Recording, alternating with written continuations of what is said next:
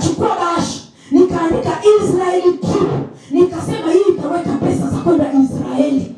Kwa hiyo Mama Karibona alipoleta $100 yake iliingia. Mzee mgonja akija anamwambia baba mimi naenda Israeli. Akasema utaenda na jina la binti yangu, ni baba wa Kiislamu. Akaja na mwingine, mimi nasema tu, yani mimi natangaza, tutangaza hilo neno ambalo Mungu amezungumza na maisha yako litathibitika. Mungu amezungumza nini na maisha yako? Mbona unasikiliza neno la adui unaacha neno la Mungu? Na ukianza kusikiliza la adui unaanza kuwa mtu wa mwilini. Unaanza kutafuta vya mwilini. Usiache neno la Mungu likawa kichaka. Lifanyie neno la Mungu kazi. Neno la Mungu ni njia, ni taa inayotuonyesha nuru kwa ajili ya matukufu ya Mungu. Huwezi kuamini bahasha ilijaa hela. Ilikuwa ni $2,500 nadhani. Nikapata $2,500. Nikapata hela ya kufanyia watoto wangu shopping, walikuwa ndio wadogo. Kuna mavazi yalikuwa yameingia yanaitwa OPP. Na sasa hivi naona yamerudi. Masweta yanakuwa na makofia huko nyuma. Nikaenda kule na mimi nikafanya shopping. Lakini mimi neno lilifanya kazi. Neno la Mungu ni kila kitu. Na neno la Mungu sasa liko kwenye Biblia, tunajifunza alisema na watu wake, lakini sasa anapomsimamisha mtumishi wake, kuhani wake mbele yako, yeye ni Mungu kwako. Ukiweza kuona mafuta yaliyoko ndani ya mtumishi umevuka. Lakini ukija kwa madharau na kuhakikishia, utaona wengine wakibarikiwa na wewe ukibaki kama ulivyo. Jua mwambie Roho Mtakatifu nifundishe jinsi ya kutembea na upako mafuta wako. Na yapo nasikia mtu anaanza kusema nilienda kwa mtumishi fulani, mimi naogopa na kutetemeka. Awe ni wa Mungu, awe ni wa nini, atajua na Mungu wake. Sitaki mimi kusikia habari za watu. Nataka kusikia habari za Mungu aliyeniumba. Nataka kumfunua Bwana wangu Yesu Kristo ulimwenguni huku, watu wamjue, watembee katika njia zake. Acha kusikia mambo ya kuja kukunajisi. Wewe mtu anakuja kwako anaanza kukwambia, hivi unajua mtumishi, hivi unajua sijui mbona na umekaa tu unamsikiliza. Fungua Biblia, mwambie kufungue Isaya 41:10. Mungu anasemaje? Usome neno la Mungu hilo. Achana na mambo ya kuongea. Watu wengine wanakuwa ni wanafiki mpaka kwenye makanisa. Unafiki ni yeye anasema ni heri mchawi kuliko mnafiki. Kataro ya kinafiki kwa jina la Yesu. Haitakuwa kwetu katika jina la Yesu Kristo wa Nazareti. Angalia katika kutembea kwako mtoto wa Mungu, usije ukawa pazo kwa mwingine. Yaani wewe ukawa sababu ya mwingine kuacha kuja kwenye huduma. Siku zote muombe Mungu. Kama ni maombi unaweza kuomba Mungu. Mwambie naomba niwe baraka pale uliponiweka. Niwe njia ya kuleta wengine kwako.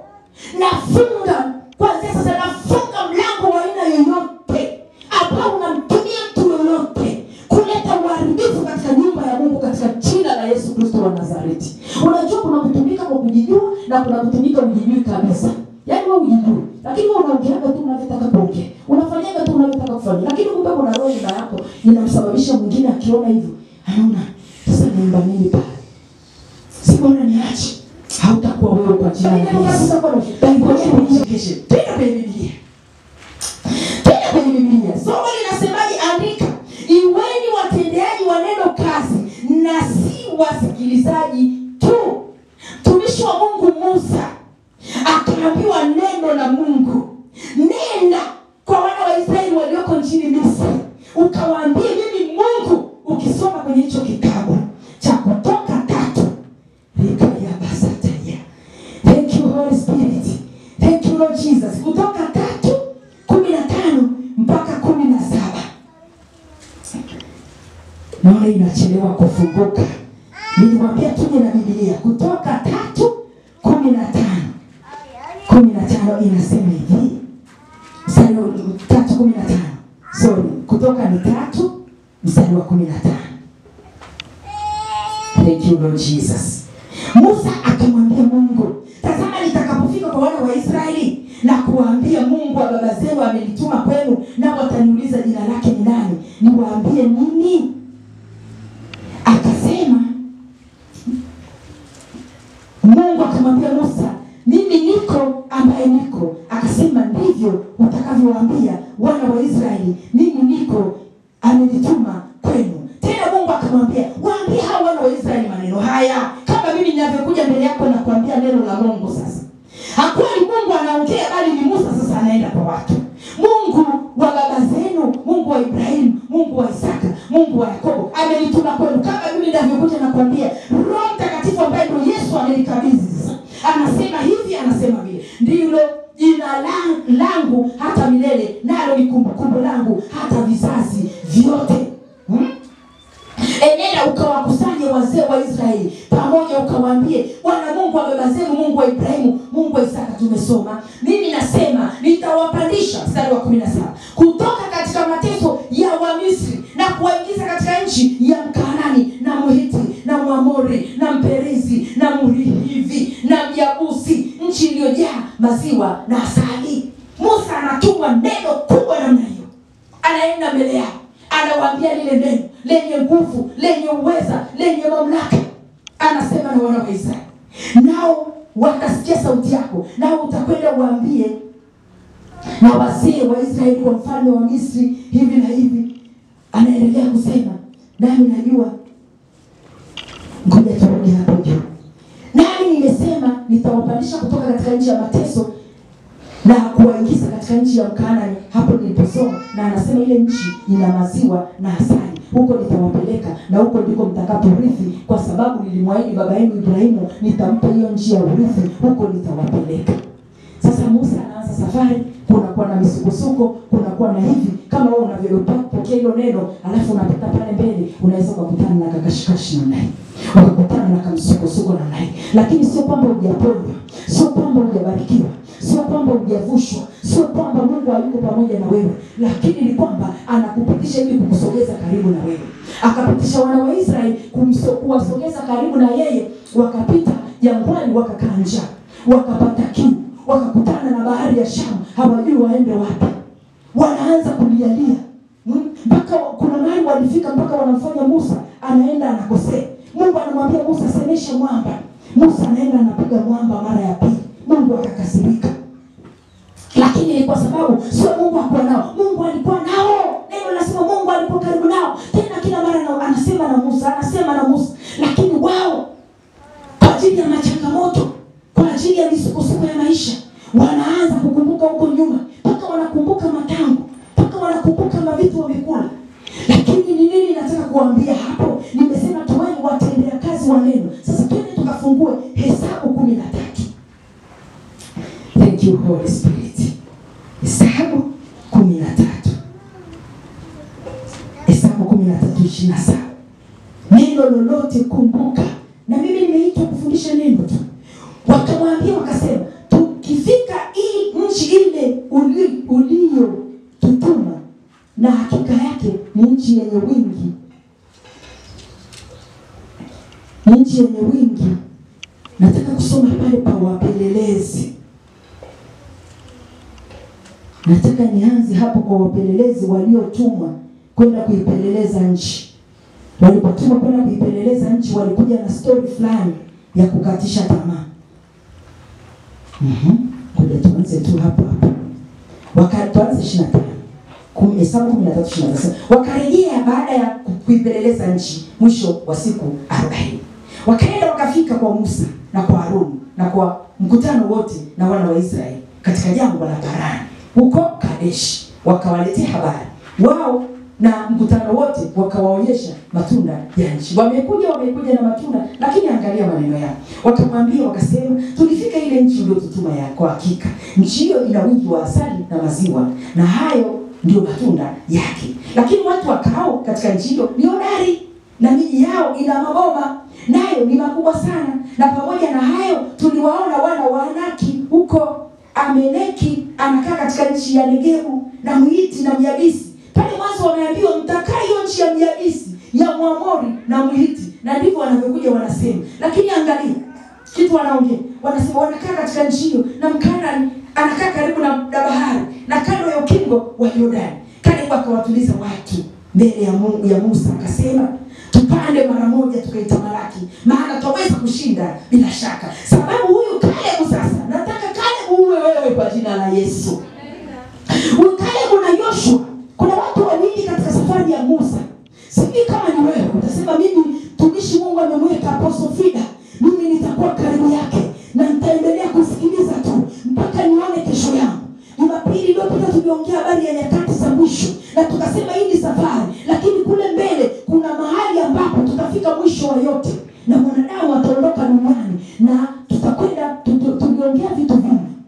Na nitauliza maswali kidogo hapo nijue, je, nyinyi ni watendaji kazi wa neno au ni wasikilizaji? Maana Yakobo anasema ukiwa ni msikilizaji sio mtendaji neno kazi. Vile neno ni kama mtu anayejiangalia kwenye kioo na baadaye akasahau sura yake. Kwa hiyo kama umenisikiliza na hujanitendea kazi, hujanifanyia kazi, halitakuzalia matunda. Tulisema tusome kitabu gani na kitabu gani Jumapili iliyopita? Tuko darasani. Nilisema tutasoma kitabu cha Mathayo ngapi na Mathayo ngapi wiki iliyopita. Naombeni majibu. Mimi niko na watu wanao kwenye safari ya kwenda mbinguni. Siko na watu ambao wataishia njiani kwa jina la Yesu. Kwa sababu Yesu alisema tukilipokea ile neno tukaliishi, tunakuwa kama mtu aliyepanda katika nini? Katika nini mchungaji? Umechukuliwa. Tukiwa anasema mtu anayesikia neno na kulifanyia kazi ni kama mtu aliyejenga nyumba yake juu ya mwamba. Mvua na nini zikija asiwezi kuiterelesha. Sasa kama hatuna hilo neno tukalifanyia kazi, upepo wa aina yote unaweza kukutoa. Hata anaweza katokea tu mtu mpagani tu kabisa akaja siku mbili hapa na akakutoa kwenye nyumba. Kama ukudi kuliishi neno na kulifanyia kazi. Mimi nilipopewa neno la kwenda Israeli, alitokea mtu mmoja akasema, hivi yule mtumishi alikuwa unajua kwenda Israeli umesikia habari zake? Anaongea upupu. Nikamwambia stop. Sikupokea neno kwa mtu, nilipokea neno kwa Mungu aliyemtumia mtu. Mwingine kama akaniambia angenipa $100 angeniongezea. Nikamwambia ninalipa hiyo $100.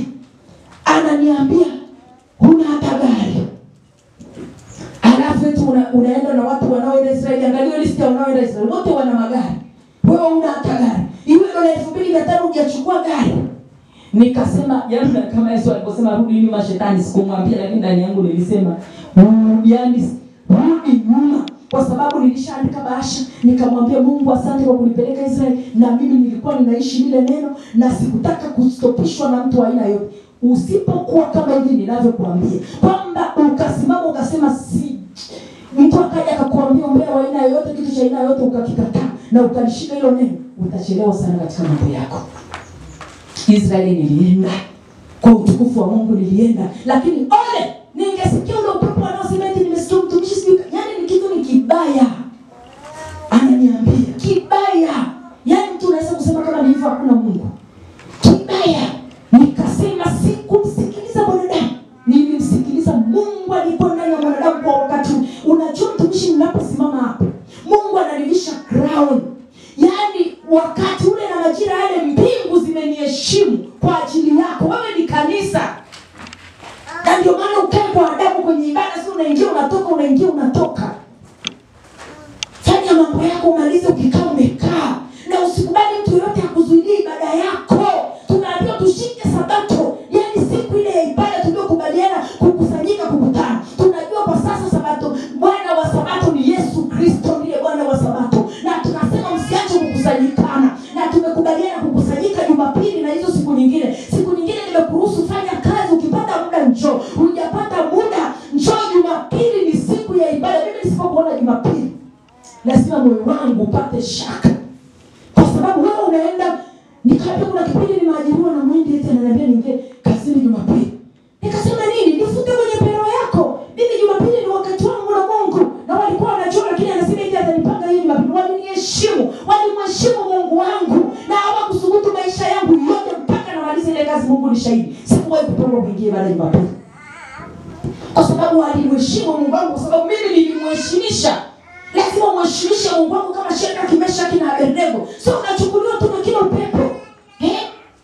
Imetokea sana, ili imetokea imekuwa ngumu kabisa. Labda hata siku moja naweza nikasema tu nikamwambia mchungaji wangu nimsikilize ananiambia nini.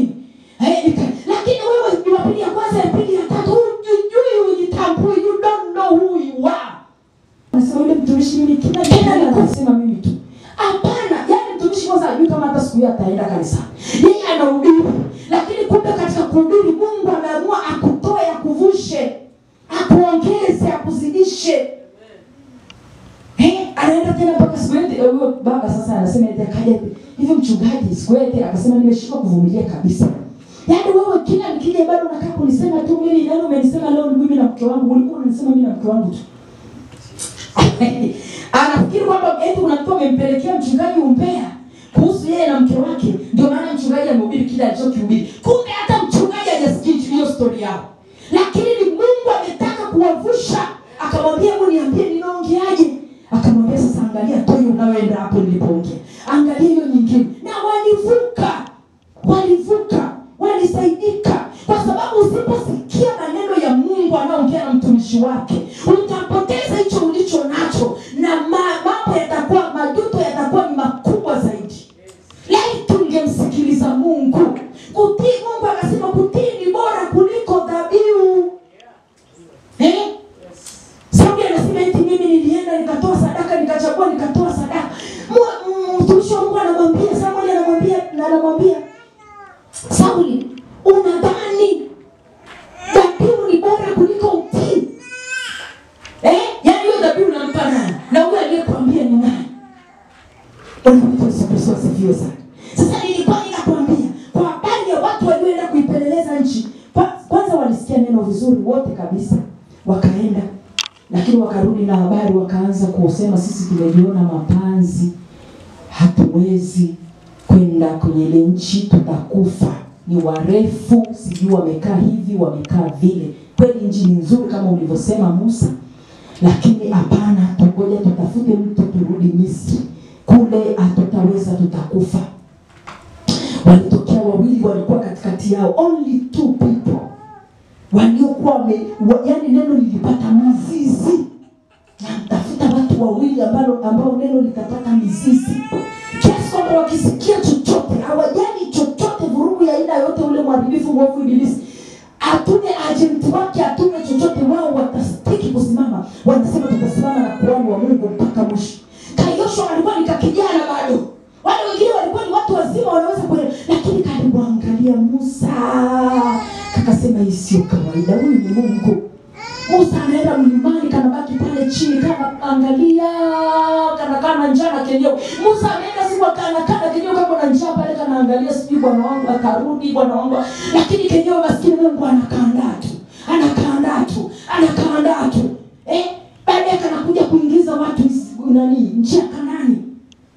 Na kanaenda kupeleleza nchi kamesha, kwa sababu alipita muda mrefu pale jangwani. Kameshaanza kukua. Lakini yeye kama kwenye listi ya kwenda kupeleleza nchi. Amerudi Yoshua aliposikia yale maneno wanasema ya kufu, akararua nguo zake. Na mwenzake kale neno linasema alikuwa na roho nyingine. Mungu akupe roho nyingine kwa jina la Yesu. Roho ya kimungu yumpike ndani yako in Jesus name. Ile adui isipate nafasi. Kale maskini akararua na hivasi. Akasema hapana, hii nchi tutaingia kwa sababu Mungu amesema. Angalia neno wanalifanyia kazi. Lakini wale wengine walisikia neno, kila siku wanasikiliza Musa, badala washike na Mungu anashika kila walichoenda. Na unajua Abisi anatumia watu, Mungu anatumia watu, Abisi anatumia. Kwa hiyo Abisi alitumia wale watu wakaonekana yani ndio kabisa kwamba hao ni wauaji, wakakufa mara moja. Laiti wangemsikiliza Musa mtumishi wa Mungu. Na unajua wale wazee hawakuingia. Lakini Caleb na Yoshua waliingia na watoto wao na vijana wao na wale wadogo waliokuwa wanakulima. Mungu akaona sasa nimeshapata kiroho cha hawa ndio nimepata kiroho cha sasa, wataweza kuniabudu watu wangu. Hawa kaingia Kanaani. Kwa hiyo watumishi wa Mungu, leo Mungu amekuja kwetu anatuambia tusiwasikilizaji tu, lakini tuweni nini? Wafanyia kazi hilo neno analozungumza na sisi, kwa sababu hilo neno ndio Mungu na ndilo litakalotuvusha. Haleluya. Hapo ndio kufundisha vizuri. Kumbuka hao wawili sasa walienda kufikisha kuingia Kanaani kwa sababu ya kulitii neno na kulifanyia kazi. Sasa katika Yoshua, wakati wa Yoshua anaenda tena mara nyingine, tena anawatuma tena watu kwa mara nyingine, wameingia. Sasa hapa ndipo nataka tupasome palipo pazuri. Yoshua 2. Hebu tuende tusome Yoshua 2. Asante Bwana Yesu. Yoshua 2 tuanze hapo 1. Yoshua mwana wa Nuni akawatuma watu wawili, anatuma tena watu kutoka Shitimu kwa siri ili kupeleleza nini? Kupeleleza. Akawaambia, enendeni mkaitazame nchi hii na Yeriko. Wakaenda wakafika nyumbani kwa kahaba mmoja, jina lake aliitwa Rahabu, wakalala huko. Kahaba, mwanamke aliyekuwa anauza apate chakula. Lakini ule mwanamke sasa walipoingia, mfalme wa Yeriko akawaambia kusema, tazama watu wawili wa wana wa Israeli wameingia huko leo usiku ili kuipeleleza. Ule mfalme akapata habari kwamba kuna watu wameingia kupeleleza. Hao watu lazima wauliwe. Mfalme wa Yeriko akatuma watu kwa Rahabu, maana anajua yule Rahabu yule anaweza kuwa ameshawaona, maana ni wanaume wale. Akasema watoe watu wale waliokuja kwako, walioingia ndani ya nyumba yako, maana wamekuja ili kuipeleleza nchi. Sasa Rahabu aliangalia wale watu akawajua, akawaelewa, akajua ni wale watu wa Israeli waliotoka Misri ambao bahari ilipasuka kwa ajili yao. Kwa sababu wale kwa vyovyote hawakuweza kumchukua kama kahaba, walikuwa wanataka kujistiri. Unaona, yule mwanamke akawatoa wale watu wawili akawaficha. Akasema kwa sababu kwa vyovyote kahaba huwezi kupokea watu wawili kwa dakika moja, na akafanya nao uchafu. Ina maana walimueleza wazi kwamba wao ni wakina nani na anataka nini. Akasema, naam, wale watu walikuja kwangu lakini sikujua walikotoka. Anawaficha sasa. Ikawa kama wakati wa kufunga lango la mji kulipokuwa giza, watu wale wakatoka, wala sijui walipokwenda. Wafuateni upesi, maana mtawapata. Kwa hiyo akawa amewastiri watu wa Mungu. Lakini yeye alikuwa amewapandisha darini, akawaficha kwa mabua ya kitani aliyokuwa ameyatandika juu ya dari. Yaani huyu mwanamke ni kahaba. Lakini ngoja kwanza nisome nimalize. Basi hao watu wakawafuata kwa njia iendao, kwa hiyo akawapoteza. Rahabu akawa amewapoteza wale watu. Hawakuwapata watu wa Mungu waliokuwa darini kuipeleleza ile nchi. Tena kabla hawajalala, akawaendea huko darini. Akawaambia wale wanaume, mimi najua kuwa Bwana amekuwa nani na nyinyi nchi hii, na ya kuwa hofu imetuangukia mbele yenu, na ya kuwa wenyeji wote wa nchi wanayeyuka mbele yenu. Maana tumesikia jinsi Bwana alivyokausha maji ya bahari ya Shamu mbele yenu. Kahaba kumbe alisikia hili neno akiwa kwenye ukahaba wake. Akasikia kuna wana wa Israeli wametoka Misri utumwani, wameambiwa wanakuja huku, lakini walizuiliwa na bahari ya Shamu. Lakini Mungu wao alisimama na fimbo ya mtumishi mmoja anaitwa Musa. Bahari ile ikapasuka na wako wamekuja. Anasema sisi hapa watu wanatetemeka. Wakati wale wa mwanzo waliingia na ujinga, wakasema eti kwamba tutauliwa. Sasa Rahabu anasema hapa wanatetemeka kwa ajili yenu, wamejua ukuu wa Mungu wenu na wanajua kabisa kwamba Mungu wenu atawasaidia. Yaani kahaba anaanza kuhubiri. Kahaba ameshika neno, amekamata neno na analifanyia kazi neno. Anaficha watumishi wa Mungu, anawaambia jificheni hapa darini. Lakini wakati mtakapokuwa kwenye nchi, kwa sababu nina uhakika kwa jinsi nilivyosikia huyo Mungu wenu, nina uhakika nchi mtakaa. Kahaba huyo yeye ameamini neno na akalishika neno, akamwamini huyo Mungu aliyepasua bahari, akaleta watu, anawaambia na najua hapa mtakaa, na mtakapokaa mnikumbuke mimi ili mnisaidie nisife, kwa sababu najua watu hao mtawateketeza, mimi mninusuru. Wakamwambia tunakuapia Rahabu, kwa sababu umetustiri, tutakapokamata nchi tutakutunza, tutakuhifadhi wewe na watu wako. Kahaba akapona kwa namna ile na akaacha ukahaba wake na akamtumikia Mungu, akafanyia neno kazi. Kumbe makahaba watakuja kututangulia, hatutakubali kwa jina la Yesu. Lazima muende mbele zaidi. Atakuja mtu asimjue Mungu, yuko ni mlevi, yuko anafanya mauchafu yake, atakuja hapa atakamata neno, atasikia hili neno, atalikamata hili neno, ataacha ukahaba wake, ataacha ulevi wake, ataanza kuongea matukufu ya Mungu. Atasema Apostle ni mtumishi wa Mungu, anafundisha kweli ya Mungu, nitasimama naye katika injili. Ataanza kuimba, ataanza kuwa mtume, ataanza kuwa mwinjilisti. Usifikiri kahaba hawezi kubadilika akawa mtume, anaweza kuwa mtume kwa jina la Yesu. Sasa wale wako huko hapa unasema mimi mlokole. Fanyia neno la Mungu kazi. Ulokole wako utoshi. Lazima neno lile uliishi, ulifanyie kazi. Kama neno linasema pendaneni, mpende mwenzako. Kama neno linasema acha uzinzi. Kama neno limekuambia maneno yale tumefundishwa, tunaambiwa tuwe tayari, tuweke tayari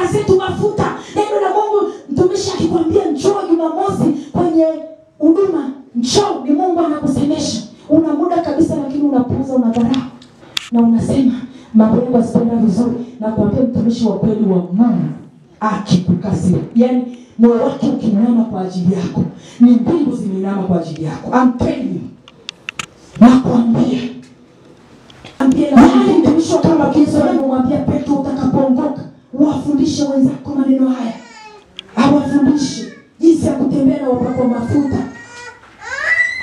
Atokee mtu mmoja, au ni mzee wa kanisa, au ni kiongozi wa imani, au ni mtumishi mwanafunzi, au ni mchungaji, aambie watu maneno haya, ili kwamba kwa sababu tusipowaambia kweli watoto wa Mungu, na kuambia tutakuwa tuwatendee haki na tutaulizwa mbele za Mungu. Na sisi tutafanya ya kwetu ili sisi tuwe salama. Na neno linasema ndugu yako, ukimwona ndugu yako anapotea, mwambie, muone, asipobadilika wewe utadaiwa. Wewe mwambie kweli, ulipofanya sio vema. Kitendo hicho ulichokifanya sio kitendo kizuri. Mwambie, usiache kumwambia. Akiweza, anasema akibadilika umempata ndugu yako na hutadaiwa damu yake. Lakini yeye mwenyewe akikupuuza, sasa yeye atadili na Mungu mwenyewe. Lakini kama unaweza kumwambia, mwambie. Usiache kumwambia kama unaweza kumwambia. Mwambie kwa upendo, lakini kwa upendo. Wewe mwambie kwa upendo. Usimwambie kwa uadui. Mtu mwingine anaweza akasema naenda kumwambia, lakini na siku hiyo atakuwa adui yangu hapo. Usitafute maadui. Mwambie kwa vizuri tu. Kitu ulichomfanyia mtumishi wa Mungu sio kizuri. Ni bora ukatubu na ukarejea, kwa sababu jambo hili sio jema mbele za Mungu. Akikuelewa umempata rafiki yako, lakini pia Mungu atakufurahia na thawabu. Sio kama tunaongea kwa ajili ya thawabu jamani. Tunaongea, yani ile somo nilisema tutakuwa tunalirudia mara kwa mara. Hivi tulisema Yesu atarudi. Yesu akirudi mara ya kwanza, hicho kitendo cha Yesu kurudi mara ya kwanza kulichukua kanisa lake, wote watamuona au hawatamuona? Jibu ni haraka tu, unasema tu Yesu akirudi mara ya kwanza kwenye unyakuo, wakati akiwa pale juu kumchukua bibi harusi wake, ni watu wote watamuona au ni watu gani watakaomuona Bwana Yesu wakienda kumlaki mawinguni? Ni watu gani hao? Nisema ni watu gani? Watu wote. Yaani hata kama hujaokoka, Yesu akija pale mawinguni tu kuja kulaki kanisa lake, mabibi harusi zake, wote watamuona tu, wataenda. Hawataenda wote, ila kila jicho litamuona. Jicho litamuona lile mara ya pili. Jicho litamuona wakati akija na ule utukufu. Amesharudi na sisi mabibi harusi. Kuna kurudi kwa Bwana wetu Yesu Kristo, nilisema mara mbili. Mara ya kwanza wale waliokoka, wale waliomwamini Yesu kama Bwana na Mwokozi wa maisha yao, na wale waliokufa katika Bwana. Kwa mfano mimi hapa leo nimeokoka nikalala, kabla ile siku haijafika nitafufuliwa, nitavishwa mwili mpya. Na wale ambao sasa wameokoka watamuona na watasikia parapanda. Lakini kuna wengine wale ambao hawajaokolewa hawatamuona, hawatasikia parapanda, wala hawataelewa chochote. Kufumba na kufumbua, utakuwa umelala naye, mmoja atatwaliwa, anasema mwingine aachwe. Asema mtakuwa mnasaga, mmoja atawaliwa, mwingine aachwe. Anayetwaliwa ni yule muamini, anayeachwa ni yule ambaye bado. Yeye yule ambaye hataki kumwamini Bwana Yesu kama Bwana na Mwokozi wa maisha yake kwa sasa, yeye ataingia kwenye dhiki kuu ya miaka 7. Lakini Yesu atakuwa ameshachukua ni bibi harusi wake ambaye ni kanisa, mimi na wewe tuliokoka. Mmeelewa ile somo vizuri watoto wa Mungu? Unaona ninavyofundisha sasa uelewa unakuja. Sasa hapo ndiye amesema kwamba Biblia inasema kila jicho litamuona. Ni pale sasa kwenye Ufunuo ile 19. Anarudi sasa Bwana akiwa na watakatifu wake, akiwa na malaika zake. Anarudi sasa wakati hapo kwenye ile miaka 7 ya dhiki kuu, mpinga Kristo anatawala na nabii wa uongo atakuwa anatawala.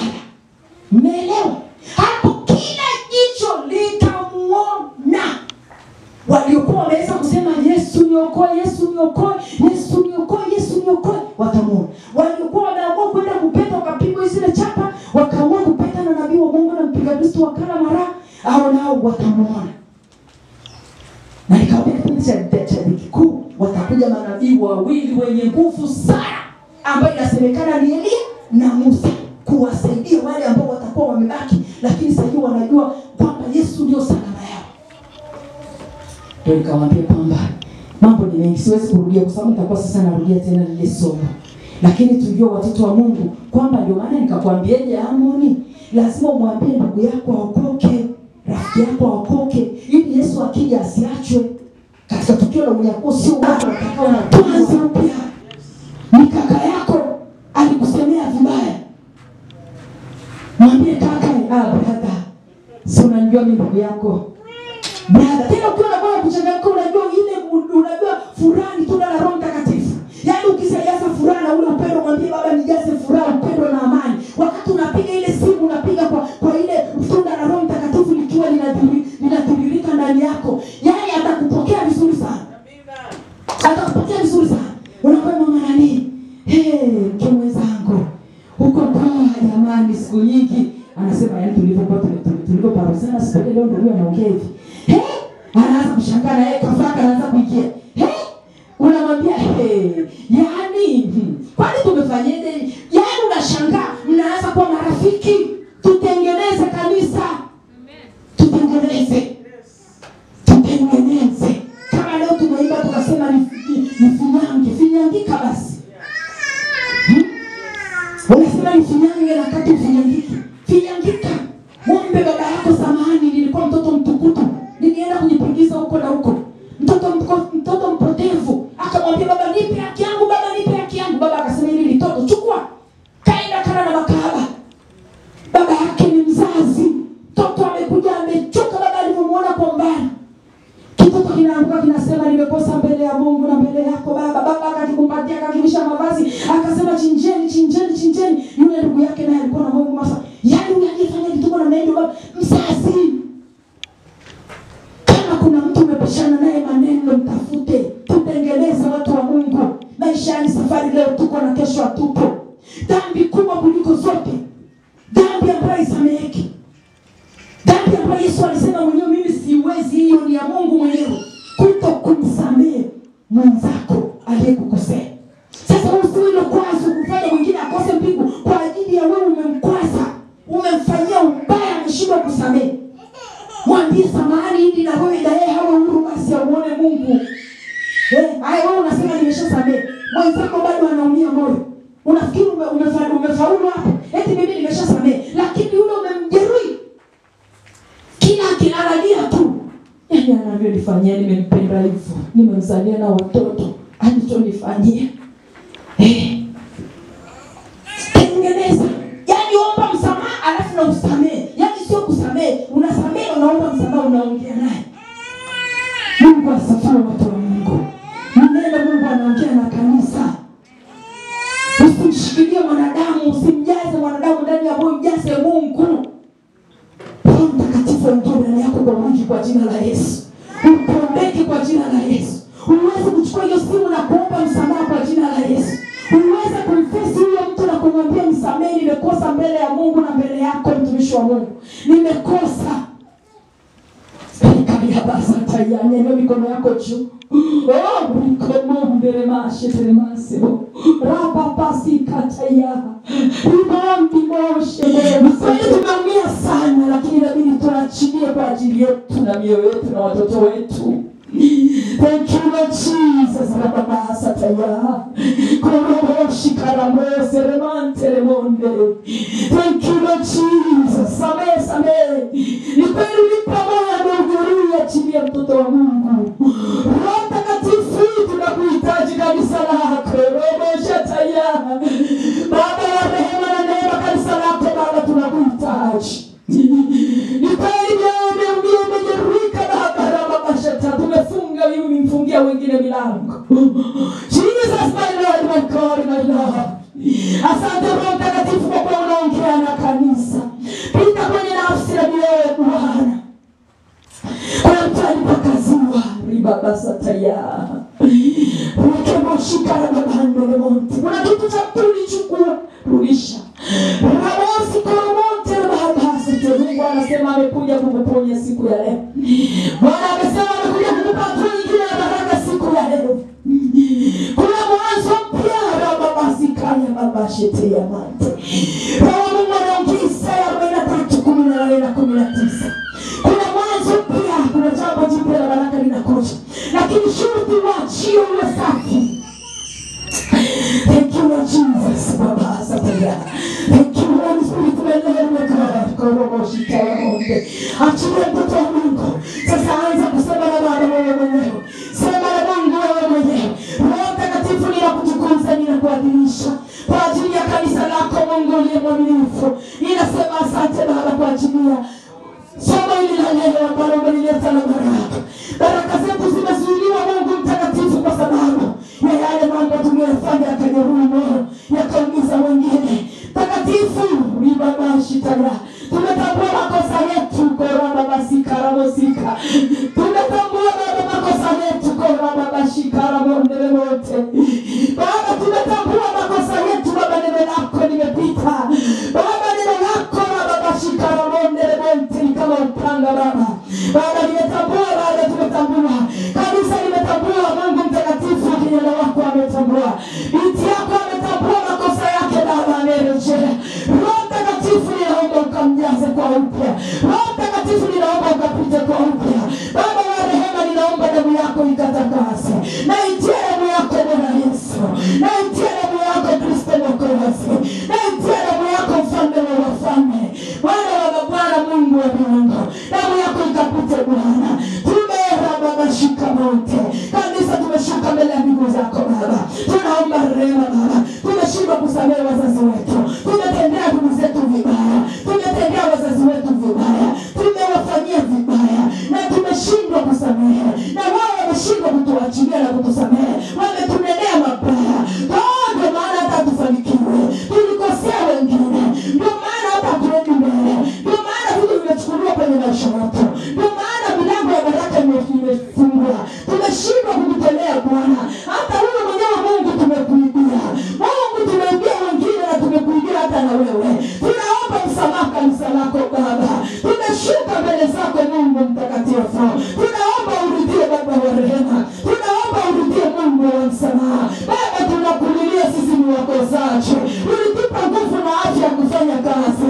Hata tulipokulilia tukaomba kazi ulitupa. Lakini tumesahau wema wako Baba. Wakati neno linatuambia nitakapokubariki ukala ukashiba usinisahau. Baba tumekusahau. Tunaomba msamaha Mungu wa rehema. Tunaomba huruma zako Mungu wa baraka. Tumekuwa sababisho na watumishi wako kulala njaa. Tumekuwa sababisho Baba kwa sababu ulisema tutoe mafungu ya 10 ili madhabahuni pako pasikosekane chakula. Lakini Baba tumejisahau. Tunaomba rehema Baba. Na itia damu yako Baba kwenye kazi. Kazi zile wanazozifanya. Biashara zile wanazozifanya. Naomba neema yako Baba. Milango ikawafungukie tena. Wema wako ukaonekane tena. Baraka zako zikaonekane tena. Baba ukafungua kaskazini, mashariki na magharibi. Naomba damu yako Baba ikawatetee. Damu yako ikamtetee Mungu Mtakatifu. Ikatetee afya yake Bwana. Ikatetee Baba watoto wake.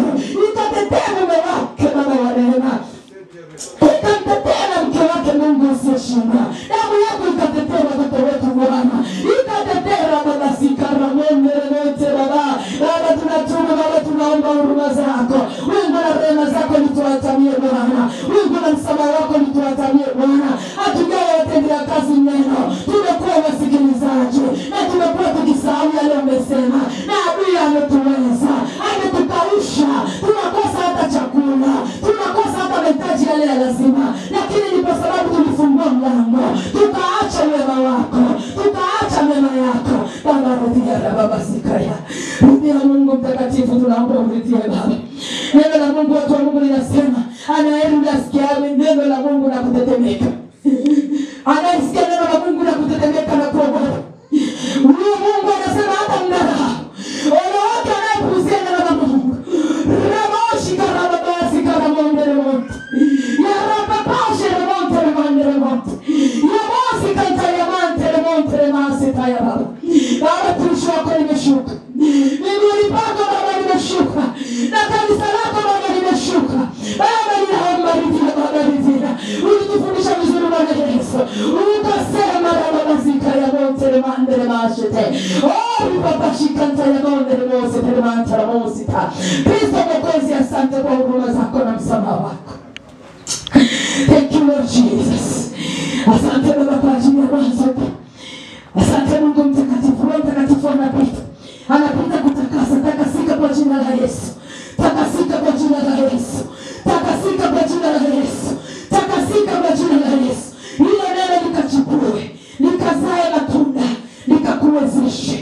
ukawe na hatua ya baraka. Vuka katika jina la Yesu. Vuka katika jina la Yesu.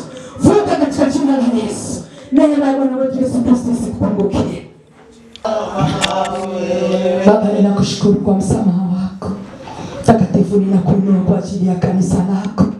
Baba, asante kwa kuwa neno lako litaishi kwenye maisha yetu. Baba, asante kwa kuwa litajipua na kuota na kuzaa. Takatifu, asante kwa kuwa umeturehemu na kutusamehe na kuturidhia.